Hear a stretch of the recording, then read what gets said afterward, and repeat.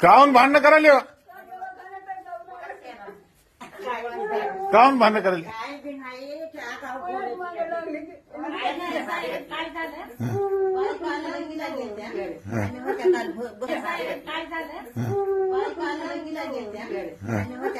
बसून भाई मिळाले त्याला तिला बोलू नाही पुढा बाळाला मी निघून असं नाही.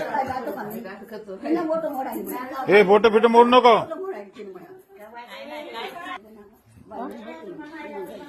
भांडणं करू नका. नाही आता नाही आलं बस. कोण भांडणं करायचं तू? हं?